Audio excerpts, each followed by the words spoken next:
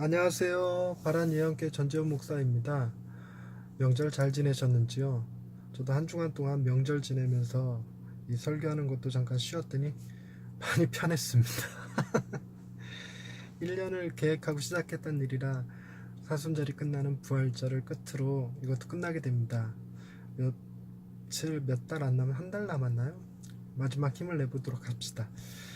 오늘부터는 이번 한 주 동안 그 모세의 노뱀 이야기를 해보려고 합니다. 민수기 21장에 짧게 나오는 본문이기는 하지만 이 안에 담겨져 있는 의미는 굉장히 크다고 할 수 있겠죠. 하나하나 찾아가 보려고 하는데 오늘은 그 첫 번째 시간으로 모세의 노뱀 서론에 관한 이야기를 좀 해보려고 합니다. 샬롬, 하나님의 평강이 삶에 가득하시기를 기원드립니다. 오늘부터 시작해서 6번 정도 민수기 21장에 등장하는 모세의 노뱀 이야기를 하려고 합니다. 하나님은 애굽에서 종살이를 하던 이스라엘 민족을 모세를 통하여 출애굽시키셨습니다. 모세는 하나님이 주신 지팡이를 들고 애굽으로 들어가 10가지 재앙을 일으키고 이스라엘 민족을 구원해내지요. 하지만 그들이 들어가야 할 약속의 땅 가나안은 광야를 통과해야만 갈 수 있는 곳이었습니다. 당시에 왕의 대로를 거쳐가면 7일이면 갈 수 있는 곳이었지만 240만 명이 넘는 사람들이 그 길을 따라갈 수는 없었지요. 또한 가나안으로 향하는 그들의 인도자는 하나님의 임재였던 구름 기둥과 불 기둥이었습니다. 지름길이 있고 대로가 있어도 그들의 걸음은 하나님이 정하셨습니다. 결국 그들은 7일이면 갈 수 있는 곳을 40년의 세월을 거쳐 가야만 했지요. 광야를 지나야 하는 그들의 여정은 결코 쉬운 길이 아니었습니다. 240만 명이 먹어야 했고 그들에게는 매일 밤 하늘의 이슬을 피할 잠자리가 필요했습니다. 그들의 이동은 주변 국가들을 긴장하게 했고 수시로 그들과 전쟁을 치러야 하는 일이었죠. 아무리 애굽 땅에서 모세를 통해 10가지 재앙을 목도하고 따라 나온 해방의 길이라 할지라도 불평하지 않을 수 없는 여정이었습니다. 결국 광야 40년은 그들의 불평으로 인해 벌어진 일이기도 하지요. 40년의 광야 생활 중 이스라엘 민족은 20번가량의 불평을 했습니다. 통상 2년에 한 번꼴이니까 제법 훌륭하다 할 법하지요. 우리는 보통 이틀에 한 번꼴로 불평을 하거나 때에 따라서는 2시간에 한 번씩 불평을 하고 삽니다. 40일간 불평을 참을 수 있으면 대단하다고 하지요.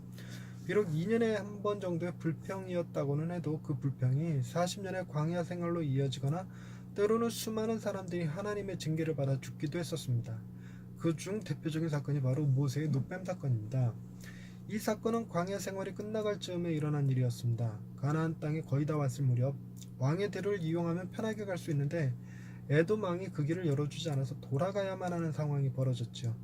에돔을 거쳐서 가면 만나 말고도 다른 먹을거리를 구할 수 있으리라 기대했는데 그 기대가 무너지자 만나에 대한 원망도 생기고 왠지 힘도 몇 배로 더 드는 것 같이 느껴져서 가나안을 코앞에 두고 죽을 것만 같았지요. 이스라엘 백성들은 하나님과 모세를 원망하며 불평을 했는데 이 일로 인해 하나님이 불뱀을 보내어 이스라엘 백성들을 죽게 만드신 것입니다.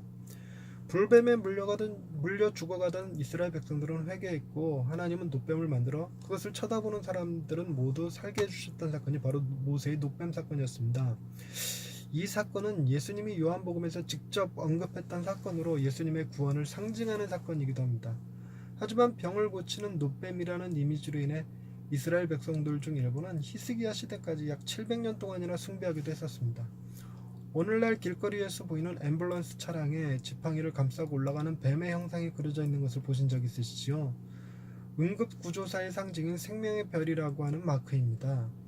별 안에 그려져 있는 지팡이와 뱀은 그리스 신화에 나오는 아스크레피우스의 지팡이입니다. 아스크레피우스는 의학의 신이었지만 죽음에 이르는 병조차 고치는 바람에 삶과 죽음을 관장하는 제우스의 미움을 받아 번개창에 맞아 죽어버리고 말지요. 그의 의술을 기리며 만들어진 생명의 별 마크는 모세의 노뱀 이미지와 겹쳐져서 간혹 응급구조사의 마크를 모세의 노뱀으로 이해하는 사람들도 생겨날 정도였습니다. 히스기야는 700년 가까이 숭배되어져 온 모세의 노뱀을 부셔버리고 그 이름을 느후수단이라고 불렀습니다. 느후수단이란 놋조각이라고 하는 의미입니다. 모세의 노뱀은 그저 놋으로 만든 조각에 불과하다는 것이지요. 불뱀에 물린 사람들을 고친 것은 노뱀이 아니라 하나님의 은혜였습니다. 하나님의 은혜를 보지 못하고 눈에 보이는 노뱀만 보는 사람들이 한낱 놋조각에 불과한 것에 경배를 했던 것이지요. 모세의 노뱀은 광야 생활 도중 일어난 하나의 에피소드 정도가 아닙니다. 그것은 예수 그리스도를 통한 구원의 그림자 역할을 하게 됩니다. 장대 위에 달린 노뱀을 보는 자마다 병이 나은 것처럼 십자가에 달리신 예수 그리스도를 믿는 자마다 구원을 얻는다는 것이죠. 이 이야기 속에는 많은 신학적 담론들이 담겨 있고 앞으로 5번에 걸쳐 그 의미들을 찾아가려고 합니다. 그리고 그 끝에 있는 예수 그리스도의 희생적 사랑을 보기를 원하죠. 불뱀에 물린 자들을 구원하기 위한 하나님의 도구가 노뱀이었듯이 주님의 십자가는 죄로 인해 죽을 수밖에 없었던 우리를 살리시기 위한 하나님의 사랑이었습니다. 할렐루야.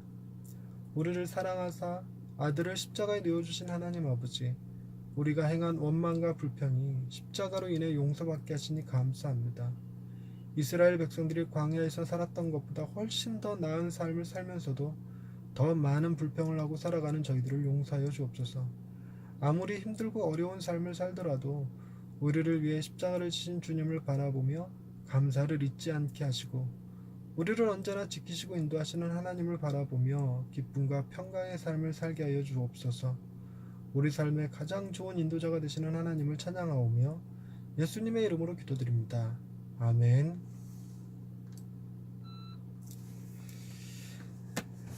예, 불기둥과 구름기둥을 보면서 하늘에서 떨어지는 만나를 먹으면서 불평을 한다는 것이 과연 쉬운 일은 아니었을 거라는 생각이 듭니다. 그 과감하고 용기 있는 행동 아닐까. 우리도 하나님의 은혜를 늘 언제나 고백하면서도 조금만 어렵고 힘들어도 불평을 하게 되지요. 정말 과감하게 하나님을 욕하는 사람들도 보게 됩니다. 하나님의 마음을 너무 아프게 해드리는 것 같이 우리도 살아가고 있지만, 그래도 하나님의 긍휼하심이 모세의 노뱀을 통해서 드러났듯이 예수 그리스도의 십자가는 우리를 향하신 하나님의 어마어마한 사랑을 드러내주는 증거가 될 것입니다. 우리는 그 십자가 붙들고 살아가는 사람들이잖아요.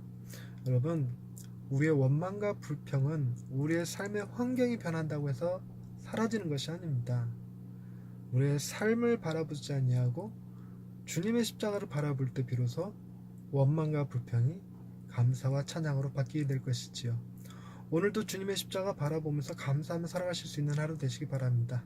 화이팅 하십시다. 감사합니다.